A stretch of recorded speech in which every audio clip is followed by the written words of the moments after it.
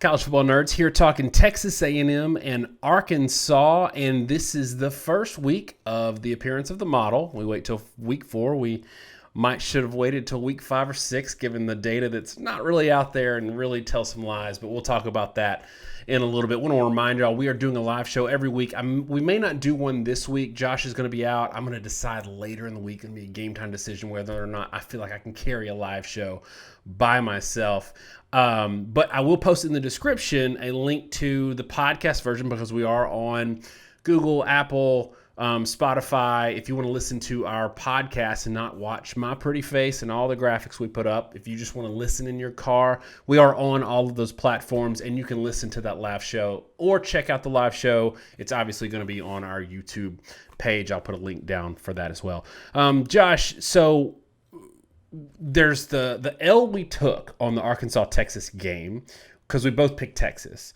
But you should get credit. One, you picked correctly against the spread. You said it was going to be a close game. But two, you made a really good point that Arkansas is the kind of team, the only way you beat them is just if you have elite athletes, especially at skill positions, and you can beat them with verticality. You're not going to come in and out physical them. And we said Texas sometimes wins ugly and maybe wins with physicality, and they're not going to be able to do that to Arkansas. They're not going to be able to have their way. Well, we didn't know that Arkansas was just going to wipe the mat with them on both lines of scrimmage.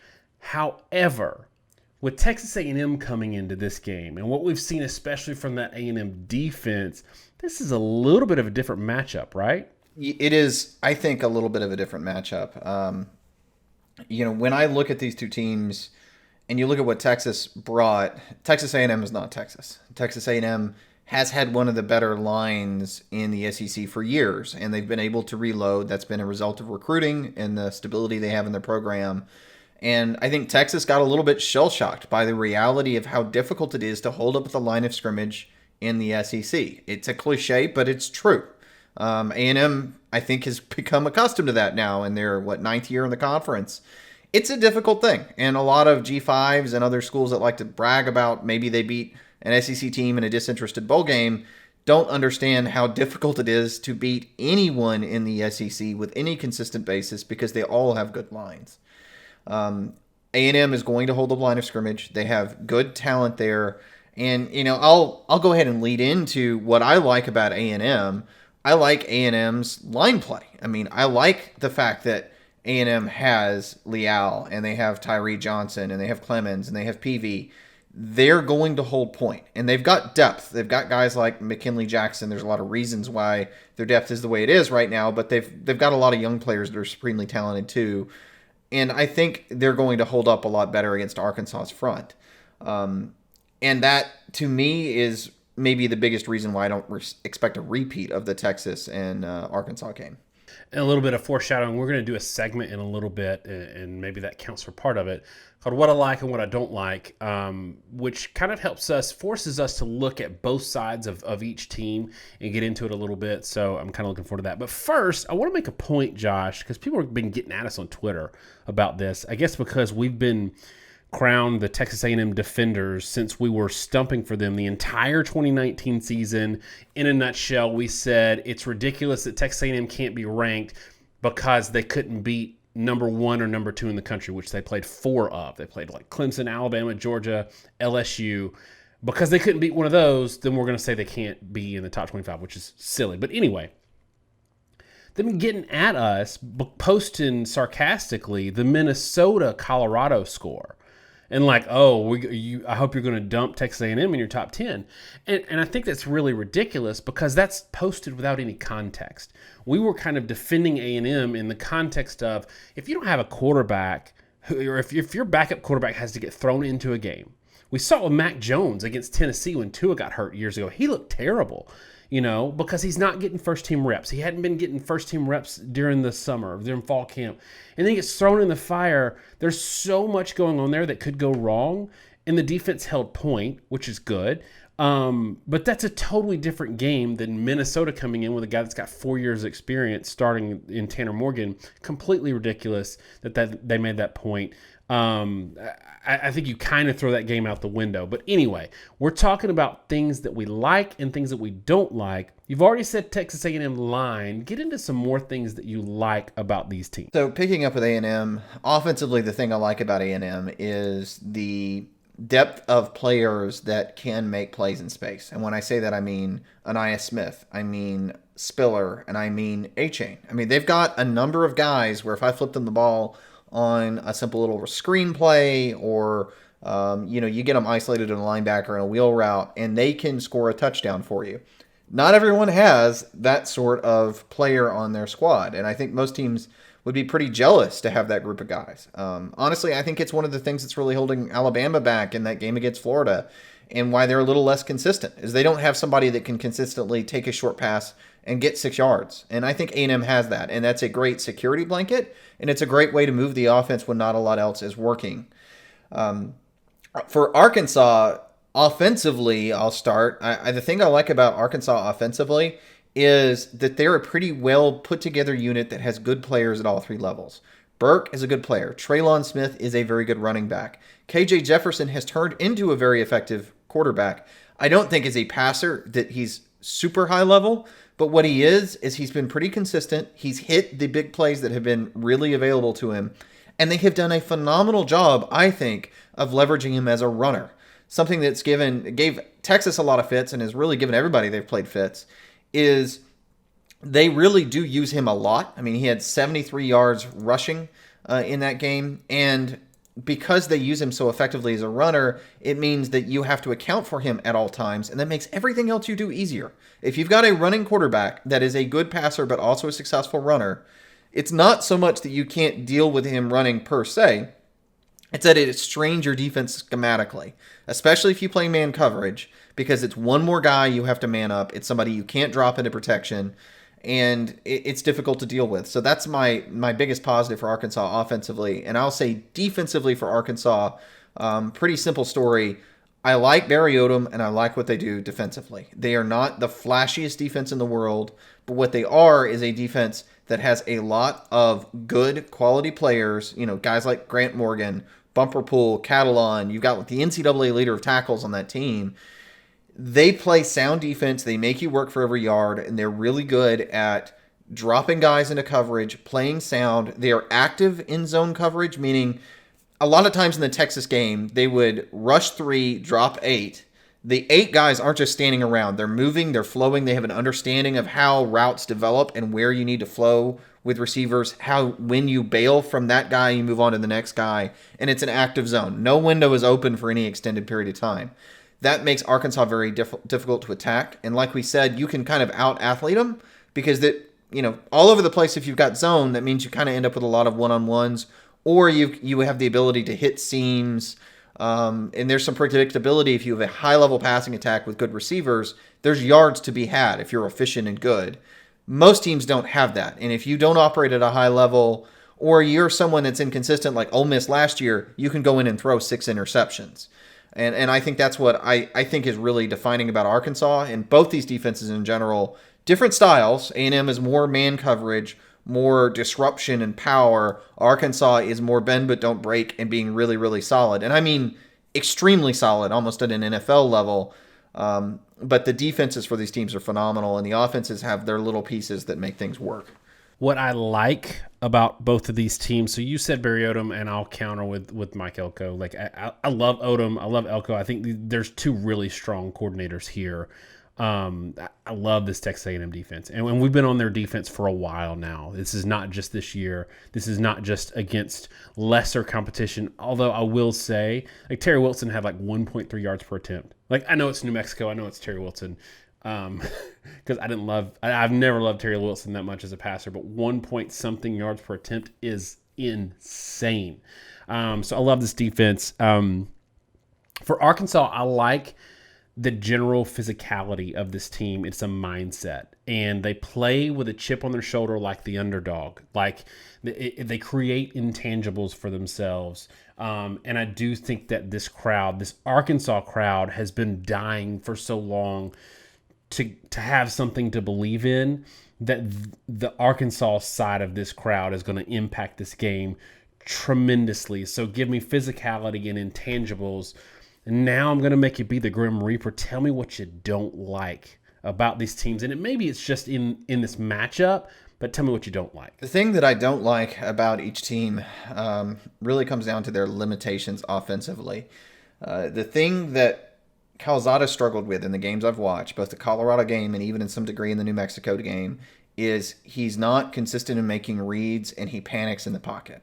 A lot of times against Colorado, he faced a three-man rush. He had a clean pocket. He didn't make reads, so he wasn't seeing where guys would come open against the zone.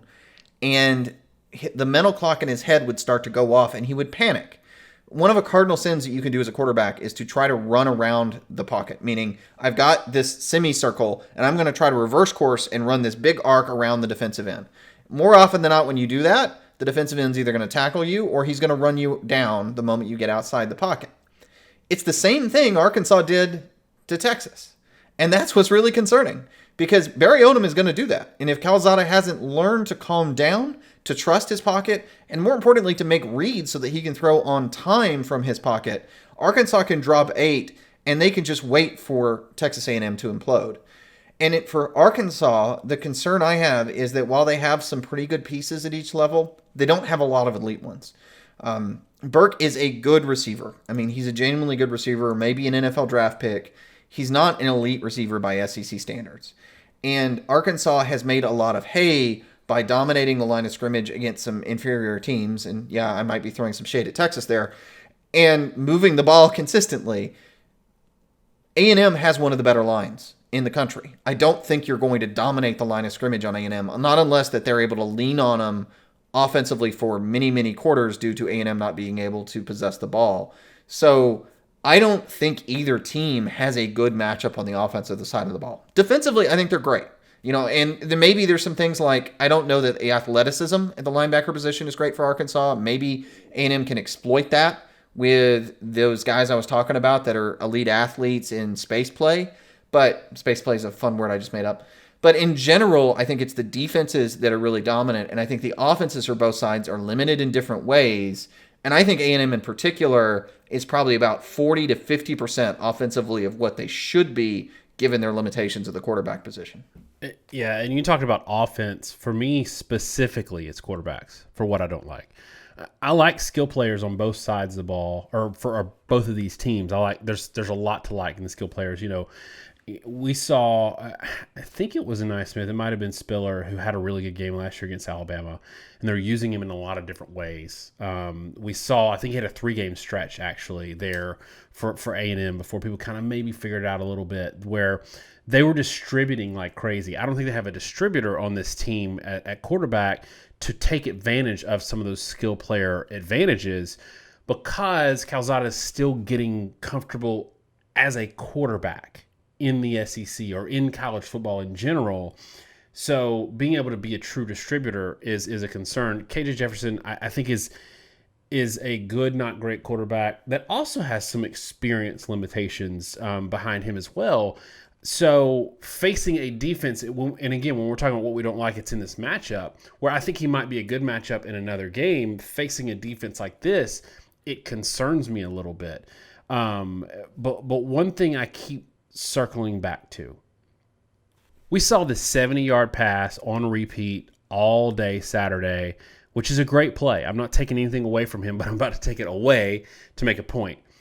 That one play was great. 70-yard touchdown. You take that play away, 31 other attempts for the rest of the day against New Mexico, 6.2 yards per attempt. That scares me a little bit. Now, that might represent some growth from game 1 to game 2, and then he's going to have a lot more growth in game 3. That could totally happen. I'm not saying it can't, but I'm going by what I've seen and what I know. The other thing I know is where Arkansas might have been sandbagging with Rice to not show Texas what's going on, and Dan Mullen even admitted that they were sandbagging in their first 2 games to hold things back and to work on for Alabama.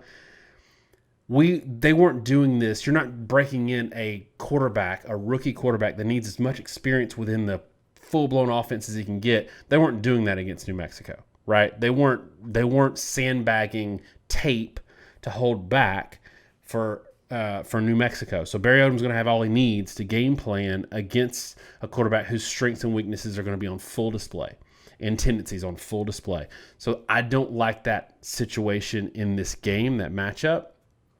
But maybe the model sees it differently. I told you this is crazy. Josh, get us into the model. Yeah.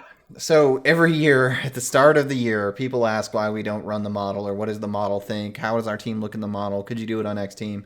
And we always say, look, our model is based off only this year's data. We don't have enough data. If we tried to run it right now, you would get crazy town results.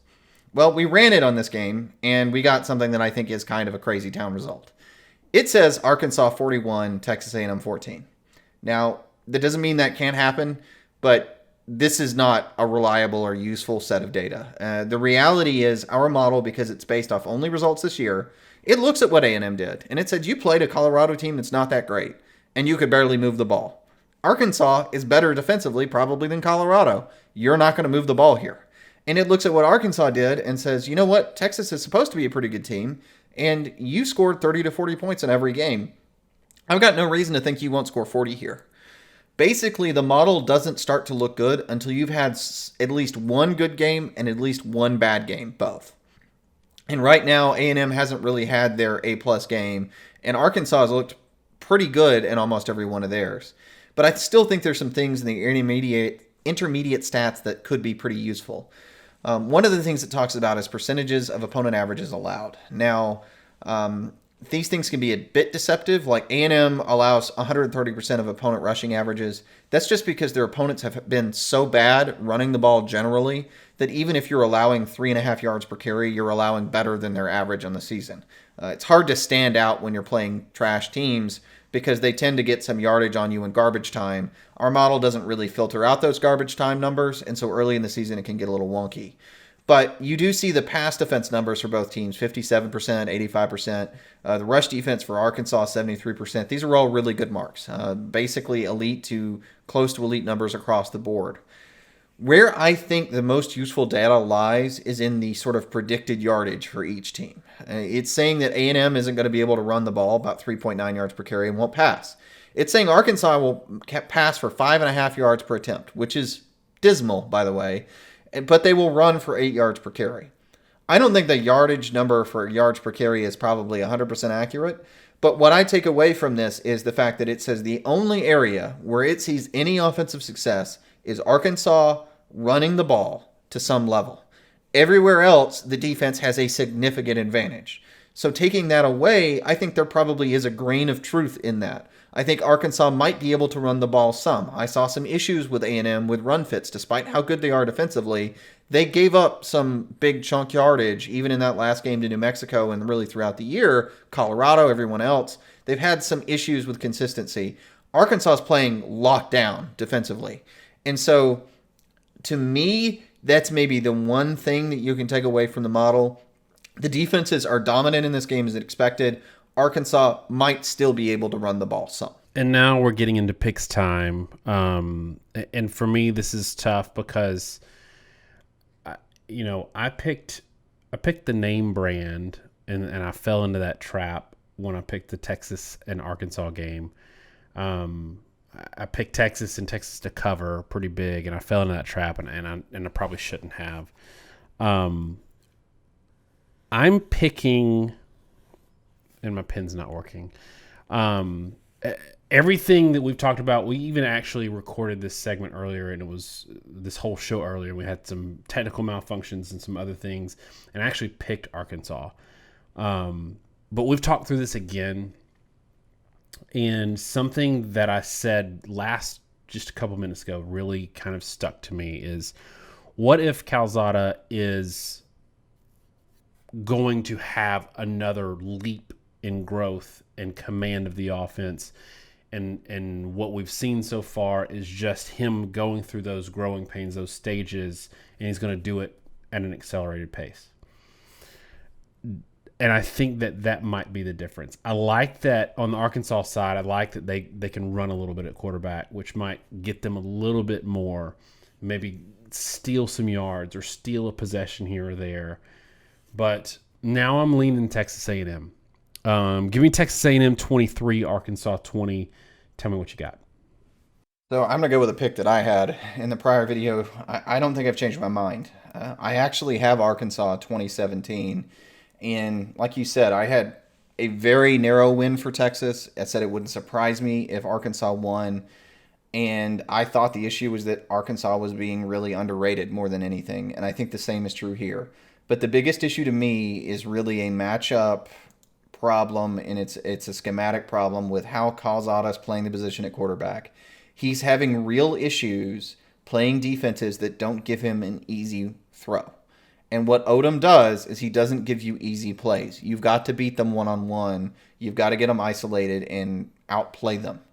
And I think that might cause Calzada to panic. So on the balance, that makes me think Arkansas is more likely to win. Now, I think 2017. I think this is a game that is low scoring. It's going to be very difficult. And when you have a game that's this low scoring, anything can happen. And, maybe you can touch on a little bit the Auburn-Penn State game, because I think it's a good example. And like we talked about, isn't it true, right, that we picked that game? I had Penn State. You had Auburn against the spread. We both said it'd be low scoring. Our one conclusion, really, when we discussed it here and on Twitter was, if anything, I would take the under if I was a betting person. I wouldn't pick in either team because low-scoring games are really inconsistent. I think the same is true here. This is a 47.5 under, which means like 20 to 27 is the expected point total.